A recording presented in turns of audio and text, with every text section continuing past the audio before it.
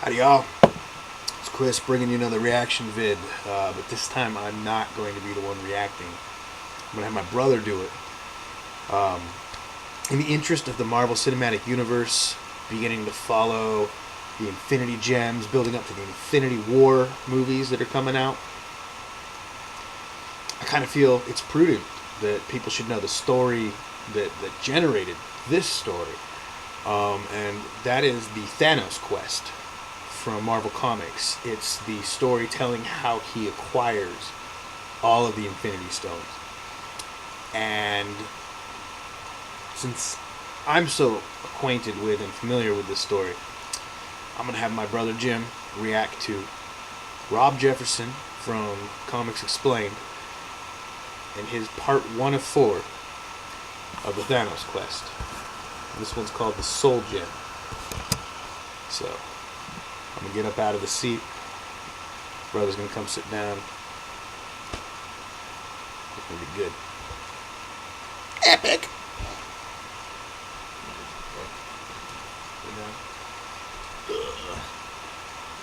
Say hi. Hello. Push play.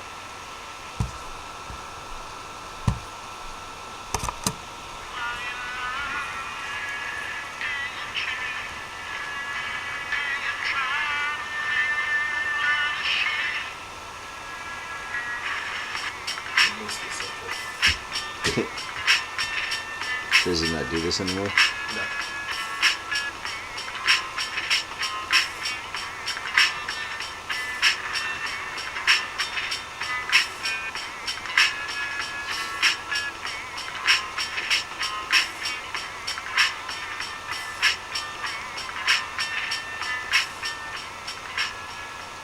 So the Thanos Quest is an essential read for anybody looking to get into the Infinity Gauntlet storyline, and especially with the current set of events that we see in the Marvel Cinematic Universe.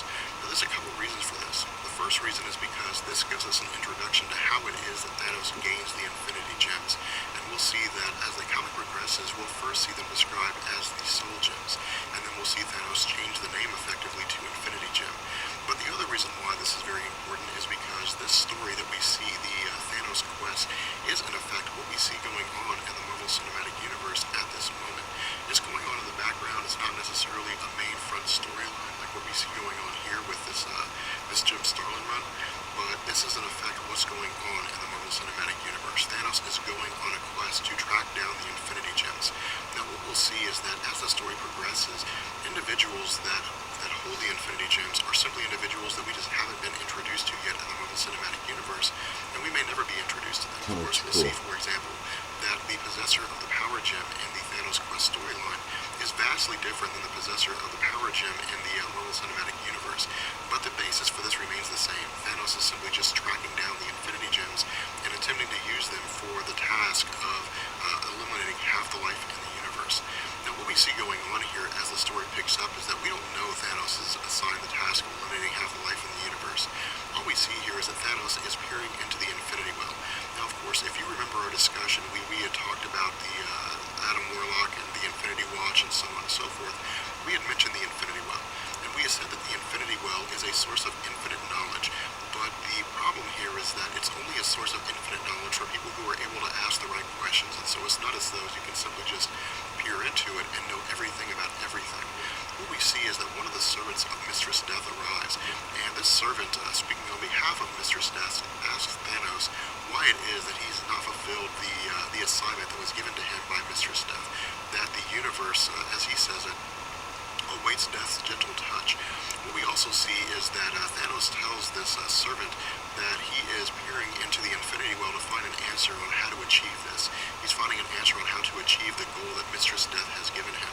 Now, of course, again, we don't know exactly what this is, but then what we see is that he is brought in front of Mistress Death. And Mistress Death, again, with one of her servants, asks Thanos the question why it is he hasn't done this yet. Of course, we see that Thanos replies by simply saying, is it really necessary that his faith and his servitude to Mistress Death be questioned, that everything he's done has been done in a way to serve Mistress Death faithfully, and that for him it seems kind of an insult that they would come along and ask the question, why have you not fulfilled this task? What we also see is that the task that has been laid before before Thanos by Mistress Death is to eliminate half the life in the universe. But with Thanos, the problem here is that it would take several lifetimes, even his lifetimes, despite the fact that he is an extremely powerful being. It would take quite some time in order for him to achieve this task, given the powers that he has at the moment, because the size of the universe is absolutely massive, and even the life within it is teeming. There are quite a number of species and individuals and so on that are alive within the universe, and so to simply eradicate half of them is something that is, for the most part, almost impossible. We then see that Thanos says that in looking in the Infinity Well, he has learned of a source of power that could allow him to expedite this process, that could allow him to eliminate half the life in the universe in an extremely fast amount of time. In addition, he goes as far as to say that it will augment his powers, it will give him more powers. And so again, this will tie into the element of him being able to do this at a much faster pace. But then we see that when clarification is asked, that when more information is asked on behalf of Mistress Death in terms of what these items are, Thanos reveals to us the soul gems. And this is when we learn about the basis of these gems, although what we'll see as time progresses and each gem is captured is that each gem has a power unto its own, and that a description of that power will be given to us by Thanos. What we see is that Thanos says that the problem here with these gems is that they're wielded by various individuals. In fact, with 6 gems, they're wielded by 6 individuals. But the individuals who wield them don't know their power. A lot of the individuals that wield them simply view them as trinkets or talismans of some kind, but they don't actually know the basis behind them. And that if Thanos is able to wield all 6 of these infinity gems or these soul gems, that he can use them for the purpose of eliminating all life in the universe for the benefit of Mistress Death. What we also see is Thanos asking permission to seek out these soul gems, and he tells Mistress Death that the first person he intends to go after is the in-betweener. From here we see that Thanos is granted permission by Mistress Death to go under to fulfill the quest of capturing these 6 soul gems, and of course we see Thanos heading towards his goal, which is the location of the in-betweener. At this point we learn where it is the in-betweener is at, and the in-betweener is actually between dimensions. He is between the pulling, the forces of Master Order and Lord Chaos.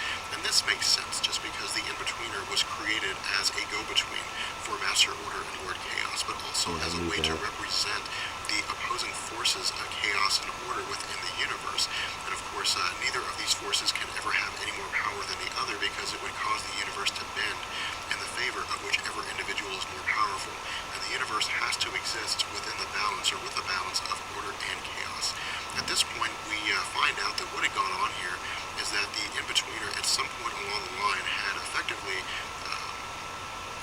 gone beyond the role that was given to him. He had, for some reason or another, or in some method, angered Master Order and Lord Chaos, and so as a result, they have imprisoned him in between the opposing forces of Master Order and Lord Chaos within a bubble, within a sphere that he cannot penetrate.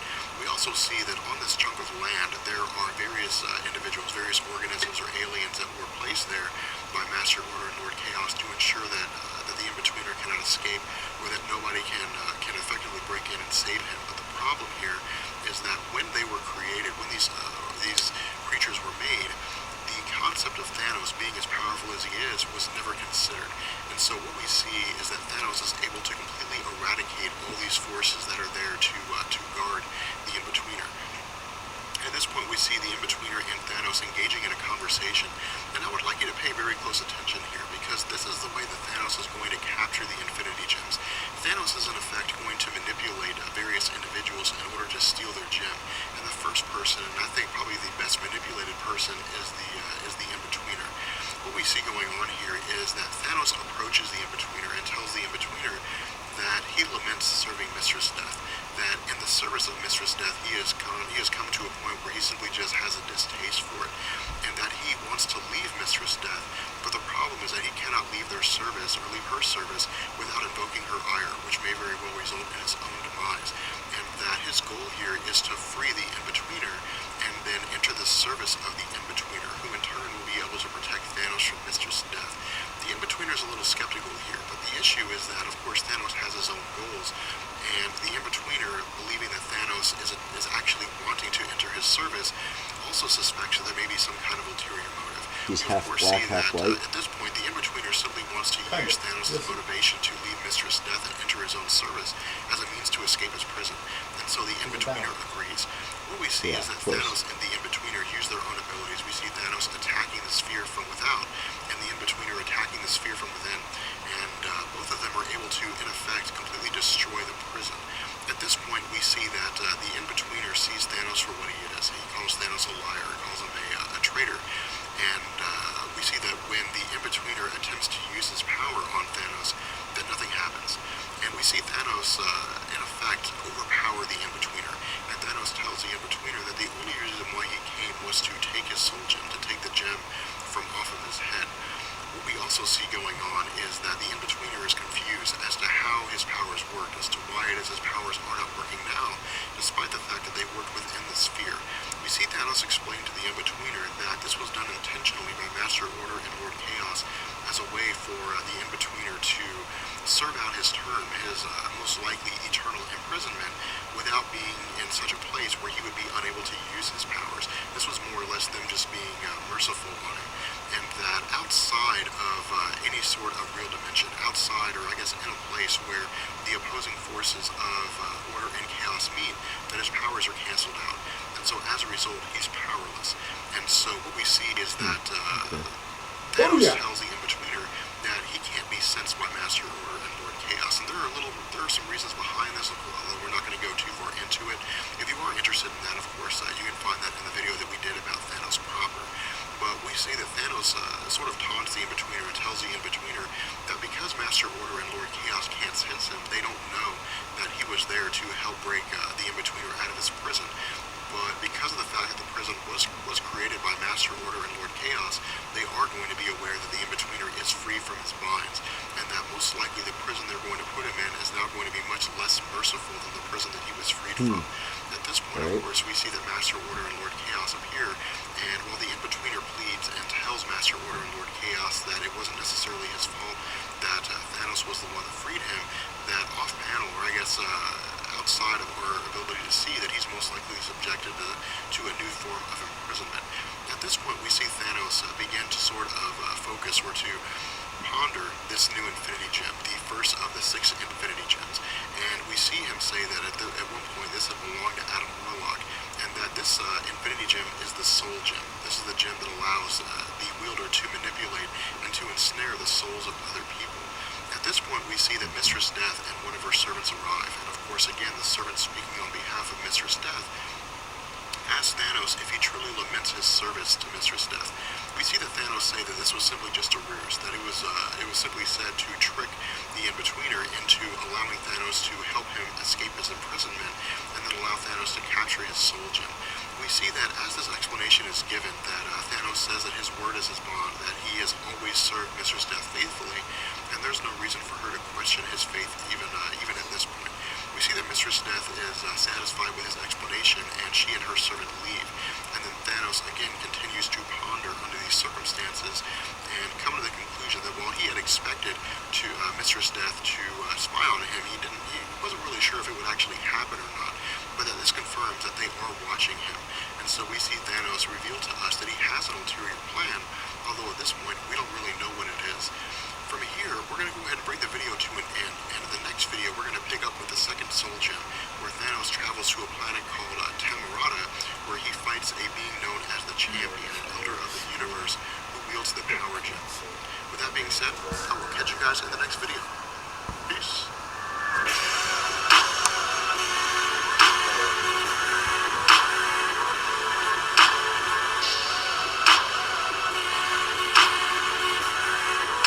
Okay, well, I didn't know how I got the first Soul Gem. Or the Soul Gem.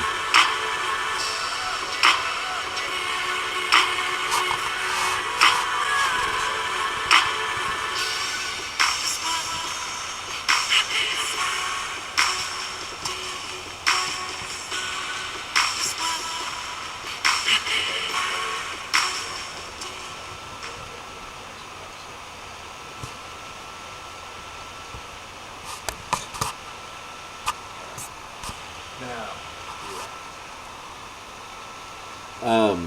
Well, I didn't know how he got this soul gem, but now I do. And it seems that regardless of your power in the universe, you can be manipulated into getting or being. You can be manipulated. There's only one in the Marvel universe that will never be manipulated. That's what, the one above all? Yes. Yeah. I mean, even Living Tribunal. He's run by the one above all. Yeah, he chooses to serve the one above all. I don't think choice has anything to do about it. I'm sure we'll do another video on that at another time. But, do you have any questions or anything, or like thoughts? No, at this point I'm really just kind of getting information and learning about this because it apparently has to do with the cinematic universe, which is I'm most familiar with. And learning about the comics and how these things began is fascinating to me. I didn't get the chance to learn as a kid, so I'm learning now. He's got the knowledge. One thing I'd like to point out is that we have not yet seen the Soul Gem in the cinematic universe. Right. This was the first one he got, but we haven't seen it yet in the cinematic universe. Now, he did mention it was inherently related to Adam Warlock. Right. And let's remember, cinematic universe, we've seen Adam Warlock's cocoon twice. Which I'm gonna have to go back and review that because I wasn't familiar as to what to look for. Odin's treasure room. Right. And the collector's collection. And I still need to see Age of Ultron. You suck. I do. I do. I need to see it. I just haven't. The Infinity Stones we've seen are the Space Gem, the Tesseract. We've seen... That's blue, right? It's the blue one. Well, it was the cube, yeah. Right. The Reality Gem, the thing from Thor 2.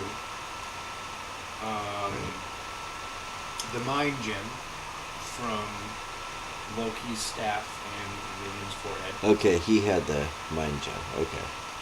That's right. And we have the Time Gem still. We have the Soul Gem still. We've seen 3, and there's still 3 to go, right?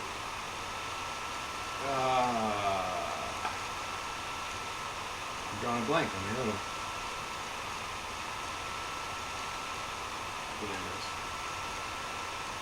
So we have the Soul Gem. We have the Reality Gem. We have the Power Gem. Power Gem. Power Gem, that's the one. Guardians of the Galaxy. Guardians of the Galaxy, Power Gem. Okay. And what we'll find out in our next installment of Jim Reacts is that the Power Gem is the fuel cell that tie it all together, the grand link of the Infinity Gauntlet, or whatever you decide. The Infinity Everything. Yeah, the Infinity. Times 2. Anyways, this has been your first installment of Jim Reacts. more passion, more. Come on. Jim Reacts. There you go. See, no, pushed up. Live long and prosper.